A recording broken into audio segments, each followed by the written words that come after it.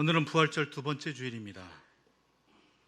부활절 두 번째 주일과 관련하여 성경에서 가장 잘 알려진 사람은 도마일 것입니다. 예수님의 제자 도마이죠.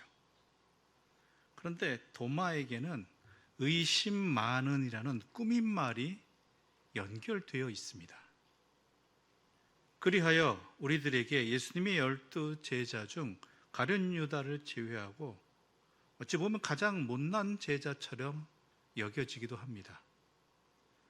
한 번은 젊었을 때 섬기던 교회에서 구역의 이름을 1구역, 2구역 같은 평범한 명칭 말고 성경에 관련된 것으로 하자는 의견이 나왔던 적이 있습니다. 그래서 성경의 여러 명칭 중에서 12 제자 이름을 구역 명칭에 사용하기로 결정했습니다. 그런데 결정된 지 얼마 지나지 않아서 문제가 생겨서 도로 원래의 명칭을 사용하기로 했던 기억이 납니다. 그 이유가 뭐냐면 도마라는 명칭을 사용하게 된 구역원 중에서 불편함을 표현했기 때문입니다. 누구는 베드로 구역이고 누구는 도마 구역이냐라는 것이죠. 의심 많은 구역이냐라는 것이죠. 그런데요, 의심 많은 도마라는 표현은요, 엄밀히 말해서 억울한 면이 있습니다. 특히 제자들 가운데 가장 먼 아시아까지 선교 사역을 감당한 도마이기에 더욱 그러합니다. 가톨릭 전성에 의하면 서기 52년 인도에서도 가장 남쪽 끝부분인 케랄라 주에까지 예수를 전파한 사람이 바로 도마였습니다. 그리고 거기에서 순교했다라고 이야기가 전해지고 있죠. 그리고 현재 인도 첸나이에는 토마스 언덕이라고 하는 곳이 있는데, 그러니까 우리가 알고 익숙한 명칭으로는 도마의 언덕이 되겠죠. 그곳은 도마가 순교한 장소인 동시에 그의 무덤이 안장된 성 토마스 대성당이 있다고 합니다. 게다가 요한복음 11장을 보면 도마는요, 예수님을 전적으로 신뢰하고 따르는 충직한 제자였습니다. 이 사건은 이렇게 이야기가 전개됩니다. 예수님에게 사람들이 당신이 누구냐라고 사람들이 질문을 합니다. 그래서 예수님께서 뭐라고 답변하셨냐면 나와 아버지는 하나이다 라고 대답하십니다. 즉 나와 하나님은 하나이다라는 것이죠. 이건 당시로서는 엄청난 신성모독입니다. 그 자리에서 돌로 쳐 죽여도 마땅한 죄를 저지른 것입니다. 그래서 사람들이 예수를 돌로 쳐 죽이려고 하였죠. 분노하여서. 예수님은 가까스로 그들의 손아귀에서 벗어나서 요단강 건너 쪽으로 피하셨습니다. 그런데 그때 얼마 지나지 않아서 나사로가 병들었다는 소식을 듣게 됩니다. 그래서 우리 예수님은 또다시 요단강을 건너 유대 지방으로 다시 오려고 하셨죠. 그러니까 제자들은 이게 겁이 나는 거죠. 아직 유대인들의 유협이 사라지지 않았는데, 기세등등한데 어찌하여 그곳으로 다시 가시려고 하느냐라고 예수님을 만류하였습니다. 하지만 예수님의 마음은 확고했죠. 그러자 모든 사람들이 다 주저하고 있었습니다. 가면 죽는데. 그러자 도마가 동료들에게 이렇게 말합니다. 우리도 예수님과 함께 죽으러 가자. 도마는 자기 속에 갖고 있는 두려움을 떨치면서까지 예수님과 함께 할 준비가 되어 있던 용감한 제자였다는 것입니다. 또 도마는요, 성격이 솔직한 제자였습니다.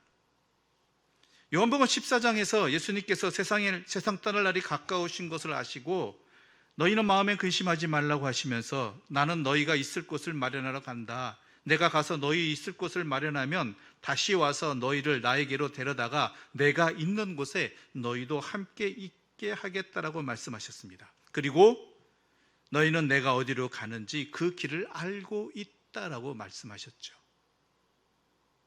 그러자 도마가 나서서 묻습니다. 주님, 우리는 주님께서 어디로 가시는지도 모르는데 어떻게 길을 알겠습니까? 즉 그는 모르면서 침묵하기보다는 모르는 것은 모른다고 시인하고 궁금한 것은 물을 줄 아는 그러한 성격을 가진, 성격 자체가 그런 솔직한 사람이었다라는 것이죠. 오늘 본문에서도 마찬가지입니다. 도마는 도마답게 했을 뿐입니다. 그런데 도마는 뭔가 억울하게 읽혀지고 있습니다.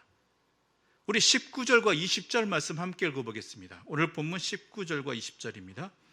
이날 곧 안식 후 첫날 저녁 때에 제자들이 유대인들을 두려워하여 모인 곳의 문들을 닫았더니 예수께서 오사 가운데 서서 이르시되 너희에게 평강이 있을지어다. 이 말씀을 하시고 손과 옆구리를 보이시니 제자들이 주를 보고 기뻐하더라. 주님께서 체포되신 그 목요일부터 부활절 새벽에 이르기까지 결코 길지 않은 그 시간 동안 주님을 믿고 따르던 사람들은요, 두려움과 무력감과 상실감에 사로잡혀서 어떻게 해야 될 줄을 모르고 있었습니다. 십자가의 처형은요, 처형당하는 사람에겐 고통이었지만 그것을 바라보는 사람들에게는요, 마음속에 고통을 심어주는 장치였기 때문입니다. 성금요일 오후부터 부활절 새벽까지 무덤 속에 갇혀 있었던 것은 어찌 보면 예수님이 아니라 제자들이었을지 모르겠습니다. 가둔 사람은 없지만 그들 스스로 골방에 스스로를 가두어 두었죠. 바로 그때 예수님께서 그들을 찾아오셨습니다. 그들 가운데 들어오신 예수님은 너에게 평강이 있을지어다라고 말씀해 주십니다. 이것은 유대인들에게 일상적으로 건네는 인사말이지만 깊은 상실감과 두려움에 사로잡혀 있던 그들의 제자들의 마음속에서는 그 소리가 아주 각별하게 들렸을 것입니다. 그런데 그 자리에 무슨 이유인지 모르겠지만 도마는 없었다라는 것이죠. 나중에 도마는 제자들을 통해서 부활하신 주님을 만났다는 소식을 들었을 때 도마는 그 말을 순순히 받아들일 수 없었습니다. 이성적으로 납득이 되지 않는 것이죠.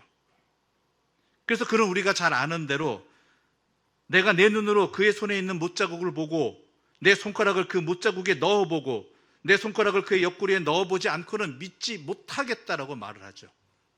솔직하게 말하고 있는 것입니다. 믿을 수 없는 것을 믿지 못하겠다고 말하는 것은 불신앙이 아닙니다. 그게 솔직함입니다. 그리고 이 도마의 말만 읽으면 도마만 실제로 그 상처를 보지 못하면 예수님이 부활하셨다는 것을 믿지 않겠다고 하는 것 같습니다.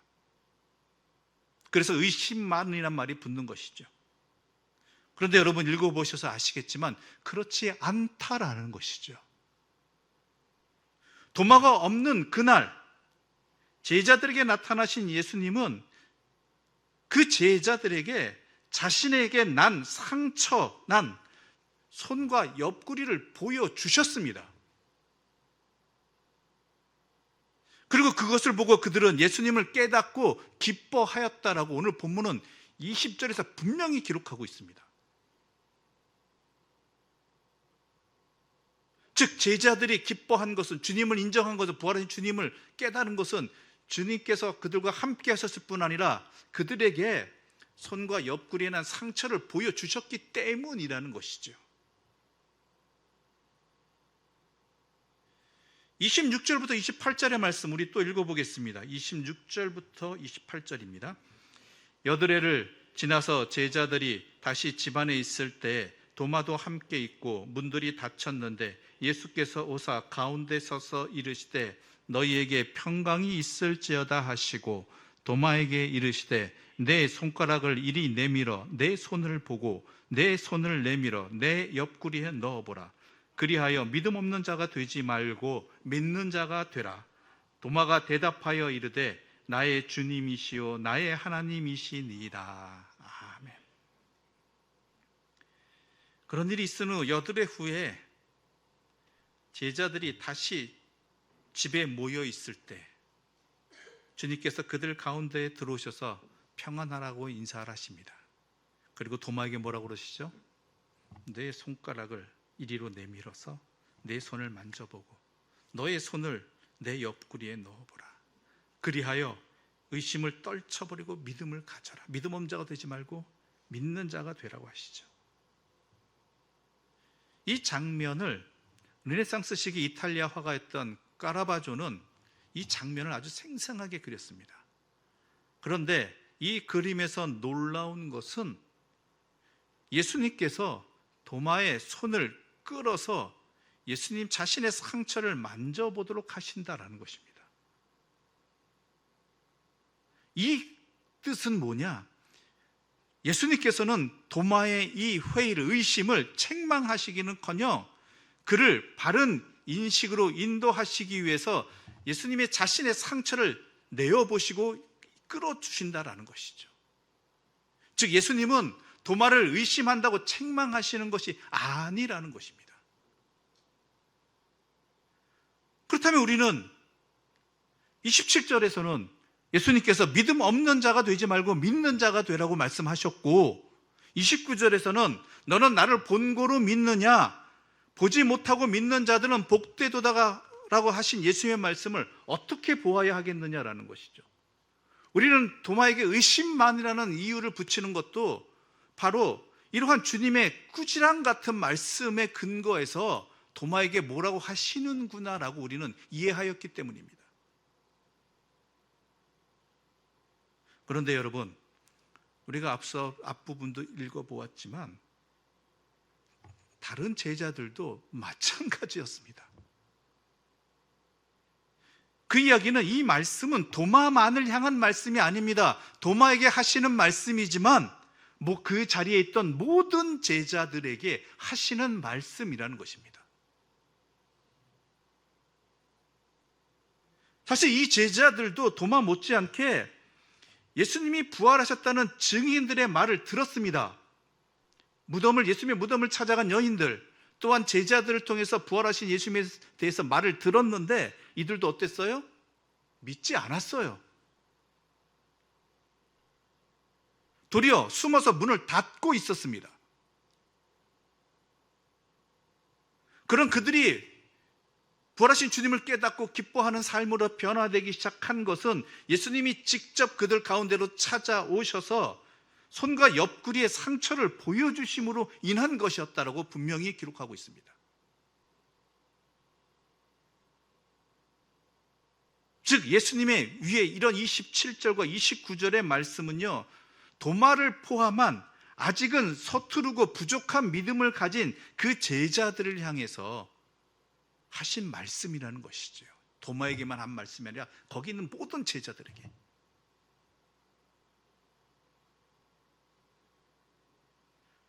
도마로 대표되는 제자들의 믿음은 뭔가를 눈으로 보고 귀로 듣고 손으로 만져서 알게 되는 그러한 서투른 믿음이라는 것이죠. 서투른 믿음. 그럼 엄밀히 말하면 믿음의 시작이라고 할 수는 있겠지만 아직은 확인에 가까운 것입니다. 믿음은 마음으로 보는 것이고 미리 보는 것입니다. 육체의 눈이 아니라 영혼의 눈으로 보는 것이고, 인지하고 승인하는 것이 아니라 신뢰하고, 그래서 믿음이잖아요. 신뢰하고 따라가는 것입니다. 그래서 이 말씀을 하시는 것은 도마를 비롯한 이 제자들이 아직은 보아야지만, 아직은 만져야지만 인정하고 깨닫고 살아가는 이러한 서투른 믿음에서 점점 더 자라기를 원하시는 그러한 주님의 뜻이 이 말씀 속에 담겨 있는 것이고, 그래서 이 말씀은 우리들에게도 해당되는 것입니다. 이들은 이제 예수님 없이 예수님과 함께 사는 믿음의 길로 가야 합니다. 눈에 보이지 않는 예수님과 함께 살아가는 생명을 살아가야 됩니다. 그래서 예수님께서는 21절에서 아버지께서 나를 보내신 것과 같이 나도 너희를 보내노라 라고 말씀하시는 것이죠. 지금으로서는 확인이나 계산이 필요했지만 이 믿음이 언젠가는 점점 자라서 이 믿음도 익어갈 것이고 보지 않고도 믿는 사람이 되어갈 것이고 도마의 고백처럼 나의 주님, 나의 하나님이라고 하는 예수님에게서 하나님을 보는 성숙하고 깊은 믿음의 경지에 이르게 될 것이고 되어야 한다라는 말씀입니다.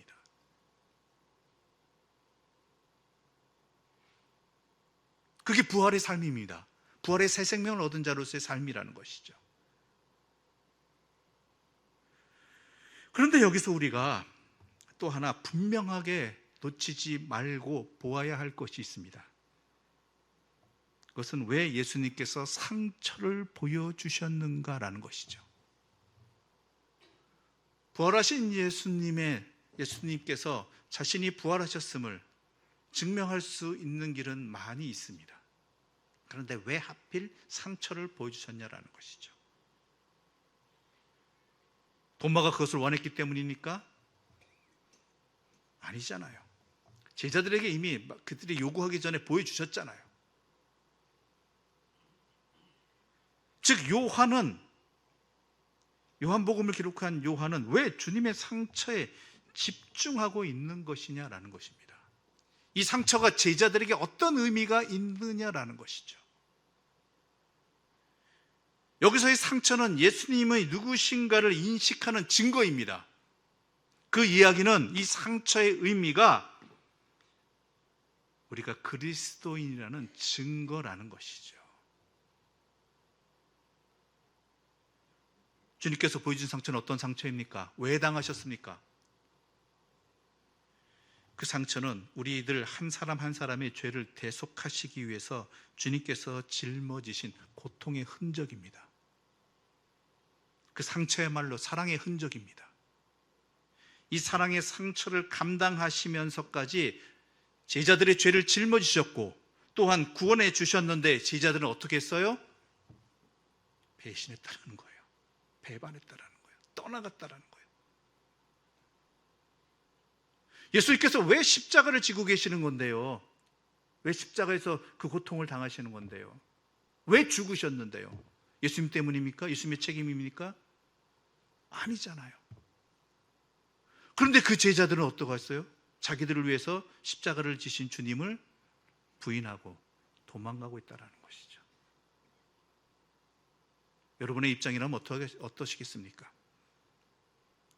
여러분이 다른 누군가를 위해서 내 잘못도 아니고 내 책임도 아님에도 불구하고 그 대가를 치르고 있는데 그 고통을 당하고 있는데 정작 그 사람은 나를 모른 척하고 나와 상관없는 척하고 도리어 도망하고 나를 피하고 있다라면 여러분은 어떠시겠습니까? 내가 멍청하지라고 말하겠죠. 또 더 나아가서는 다시는 쳐다보고 싶지도 않을 것입니다. 그 사람을. 내가 지금 누구 때문에 이 고생을 하고 있는데, 이 억울한 일을 당하고 있는데.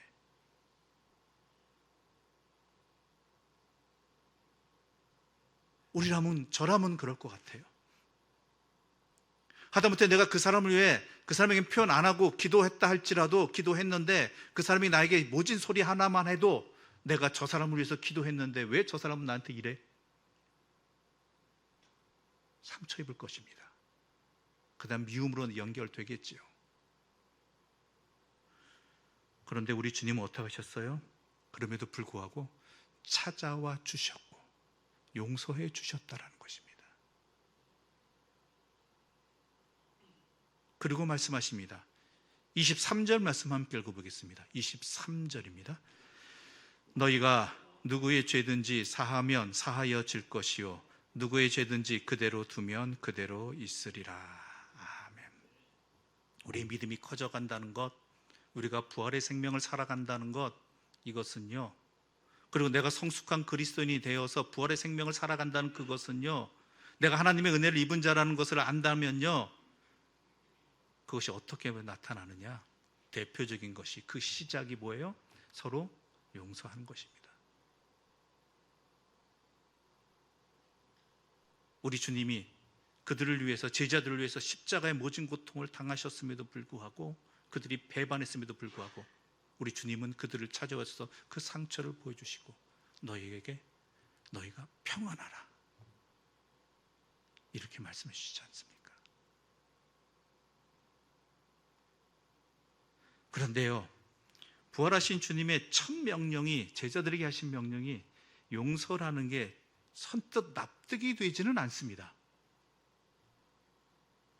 죄에 얽매인 채 살아가는 사람들에게 용서의 복음을 전하라는 것인지, 아니면 예수님을 십자가에 못 박은 사람들, 곧 유대교 지도자들과 로마 당국자들을 용서하라는 것인지, 아니면 대상을 특정하지 않은 용서에 대한 얘기가 자칫하면 추상적으로 들릴 수 있어요. 다른 사람의 이야기로 들릴 수 있어요. 내 이야기가 아니라 다른 사람의 이야기로 들릴 수 있다는 거예요. 왜냐하면 세상에는 정말 용서하기가 어려운 사람들이 분명히 있습니다. 여러분도 아마 있으실 거예요.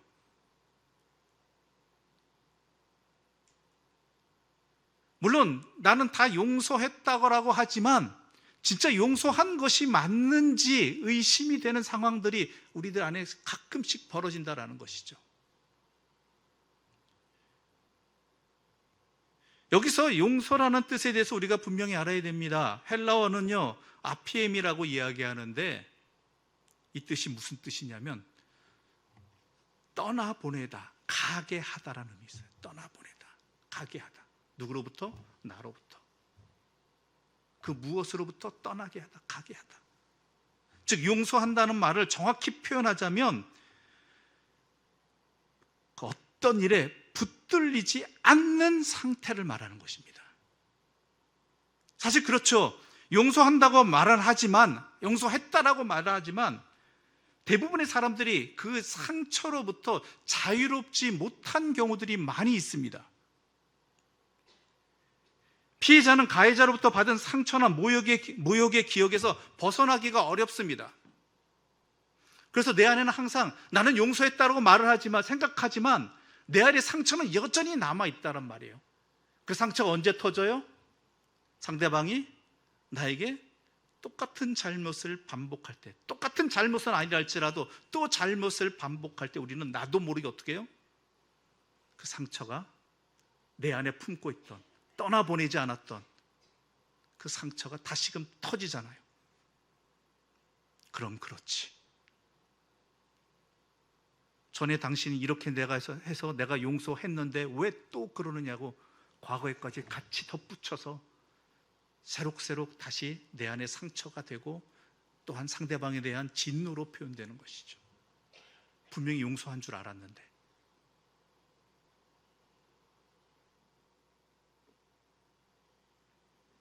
또 내 자신도 어때요? 잊었다고, 용서했다고 말하지만 내 안에 있는 상처가 떠나지 않았기 때문에 내 삶도 내가 바라보는 그 대상이나 내가 그 대상을 바라볼 때 그 일들을 다시 겪을 때 나는 내 자신의 삶은 그 상처로 인해서 여전히 제대로 보지 아니하고 제대로 살아가지 못하게 된다는 거예요. 우리 주님이 문을 닫고서 숨어있는 제자들 한가운데 나타나셨습니다. 그리고 제자들을 향해서 말씀하십니다. 너희에게 평강이 있을지어다.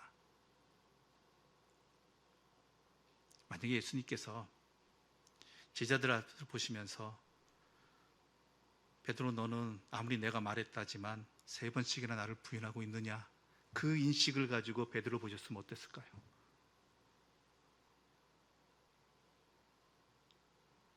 또한 자기의 겉옷까지도 버리고 거의 알몸으로 도망간 제자들을 보면서 한심한 눈으로 바라보시고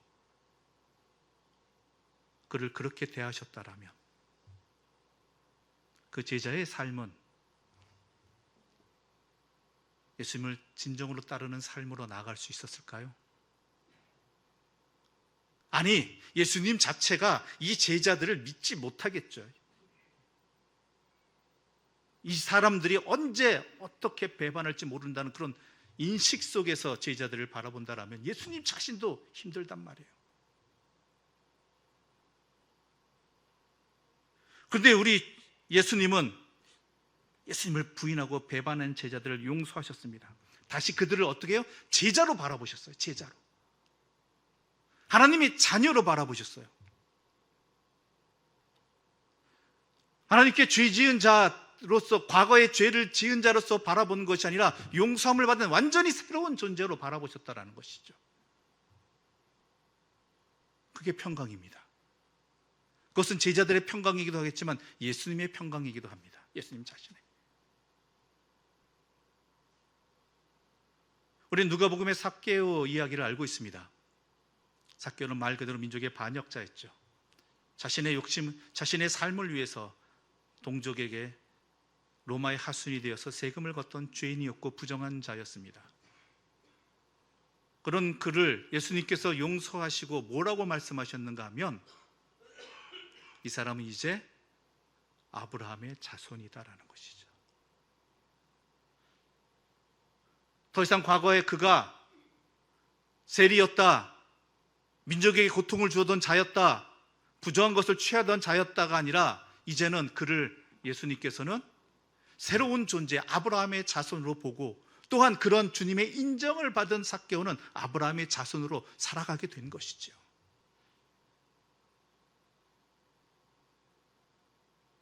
주님의 그 용서가 사람을 변화시켰습니다. 예수님의 바라봄이 그들을 또한 새 힘을 얻게 했습니다. 물론 명백한 불의에 대한 용서는 사정이 다릅니다. 정의가 없는 용서는 악에게 힘을 더해줄 때가 많기 때문입니다. 악인들은 처벌받아야 합니다. 그래야 정의가 세워집니다. 하지만 처벌을 받고 돌이킨다라면 믿음의 사람들은 이제 그들을 받아들여야 되고, 더 이상 그들을 과거의 그것으로 얽매여서 바라보아서는 안 된다는 것이고, 내 안에서도 그것들을 제하여 버려야 된다는 것이죠. 아픈 상처의 기억에 붙들려 있는 동안에는 새로운 삶은 저 사람이나 나나 다 살기 힘듭니다. 불가능합니다.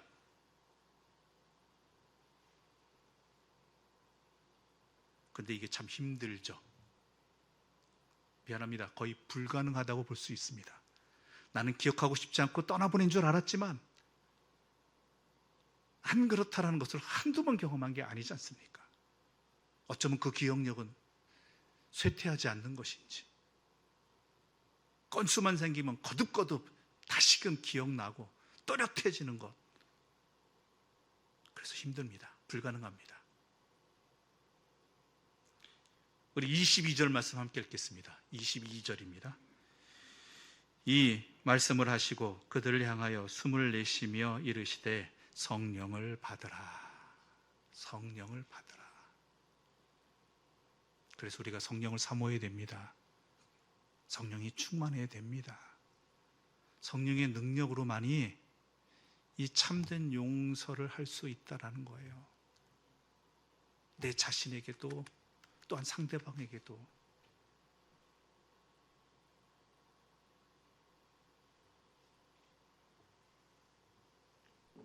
내가 이런 상처를 입었음에도 불구하고 너희들은 그러했지만 나는 너희들의 이 죄 용서를, 또한 지금도 너희를 그러한 용서받은 존재로, 새로운 존재로 보고 있다라는 그것을 드러내는 것이 바로 주님의 상처이고, 우리가 그 상처를 바라봄으로 말미암아 그 상처의 은혜를 입은 자로서 우리 또한 다른 사람들을 용서하고 사랑할 수 있는 것이지요. 우리는 부활의 생명을 얻은 자입니다.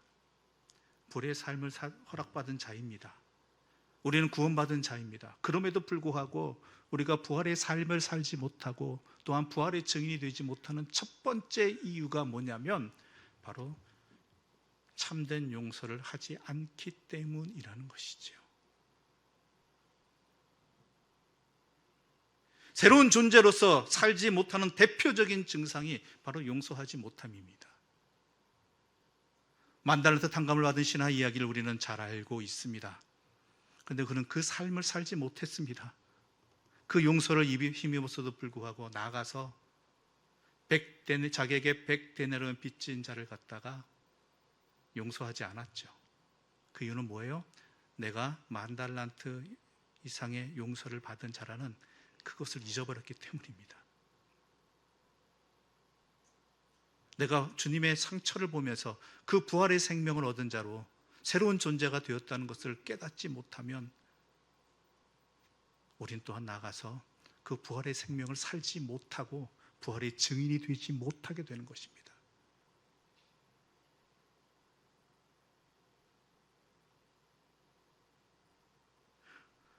우리는 믿음의 삶을 살기를 원합니다. 참된 부활의 삶을 살기를 원합니다. 우리가 받은 은혜를 또한 누리기를 원합니다. 그렇다면 먼저 주님의 상처를 보십시오. 그리고 그 상처 입음으로 말미암아 우리를 용서해 주시고, 또한 그 상처에 합당하지 않은 삶에도 불구하고 우리를 거듭거듭 용서해 주시고 사랑해 주시고 새로운 존재로 살게 해주신 그 주님의 사랑을 깨닫기를 소망하십시오. 그럴 때 우리는 또한 그 용서받은 자로 새로운 존재로서의 삶을 이웃들과 함께 살아갈 수 있는 것입니다. 그러므로 우리는 성령을 사모해야 되고 성령에 붙들린 삶을 살아야 되는 것입니다. 엄밀히 말해서 참된 용서는 나답게 부활의 생명을 얻은 새로운 존재로 살아가게끔 하는 나의 회복인 것입니다. 우리 안에 그런 일들이 일어나기를 바랍니다.